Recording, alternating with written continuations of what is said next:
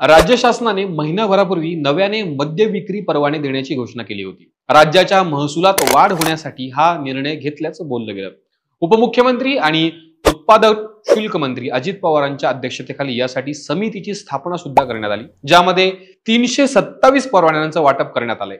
पण महत्वाची बाब म्हणजे यातले 30% म्हणजे 96 परवाने हे राजकीय नेत्यांची संबंधितांना वाटण्यात आले। भाजप आणि दोन्ही राष्ट्रवादीच्या नेत्यांचा समावेश यात आहे। त्यांच्या नातेवाईक आणि मित्रांना हे मद्य परवाने देण्यात आले। त्याच पार्श्वभूमीवर आपण पाहणार आहोत की हे नेते आहेत तरी नेमके कोणते, त्यांच्या कोणत्या निकटवर्तीयांना मद्य विक्रीचे परवाने देण्यात आले। राज्य सरकारने 1974 पासून नव्याने मद्य विक्री परवाना देण्यावर बंदी घातली होती। तेव्हापासून राज्यात नव्या मद्य विक्री परवान्यांची भर झाली नाही। सध्या 1713 मद्य विक्रीचे दुकानं आहेत, पण महायुती सरकारने गेल्या 50 वर्षाचा नियम मोडून नव्याने परवाना द्यायचा निर्णय घेतलाय। काही राजकीय जाणकार सांगतात की महायुती सरकारने सुरू केलेल्या विविध महत्त्वाकांक्षी योजनांमुळे राज्याच्या तिजोरीवर ताण पडलाय। शिवाय अनेक नेत्यांनी सुद्धा राज्य सरकारची तिजोरी खाली असल्याचं विधान केलंय। मग सरकारने राज्याच्या उत्पादन शुल्कात वाढ होण्यासाठी पर्याय म्हणून सर्वात जास्त कर मिळवून देणारा मद्य विभागाला टार्गेट करण्याचा निर्णय घेतलाय। 13 जुलै रोजी उत्पादन शुल्क मंत्री अजित पवारांच्या अध्यक्षतेखाली एक समिती स्थापन करण्यात आली। त्यात 328 परवाने देण्याचा निर्णय झाला। महिन्याभरानंतर मद्य विक्रीचा परवाना देण्यात येणाऱ्यांची लिस्ट समोर आली आहे। यातले 96 परवाने राजकीय नेत्यांची संबंधित लोकांना देण्यात आले, ज्यात सुसंस्कृत समजल्या जाणाऱ्या भाजपच्या 5 नेत्यांना 40, राष्ट्रवादी काँग्रेसच्या 4 नेत्यांना 32, तर राष्ट्रवादी काँग्रेस शरदचंद्र पवार पक्षाच्या 3 नेत्यांना 24 परवाने देण्यात आले।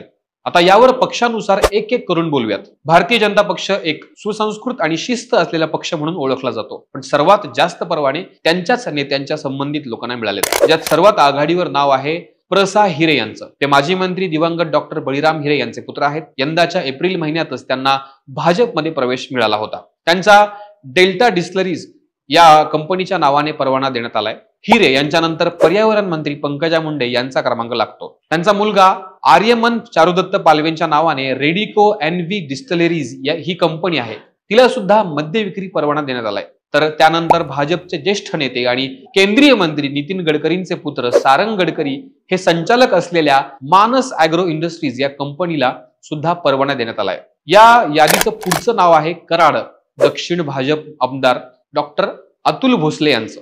यशवंतराव मोहिते कृष्ण साखर कारखान्याला सुद्धा मद्य विक्रीचा परवाना देण्यात आलाय।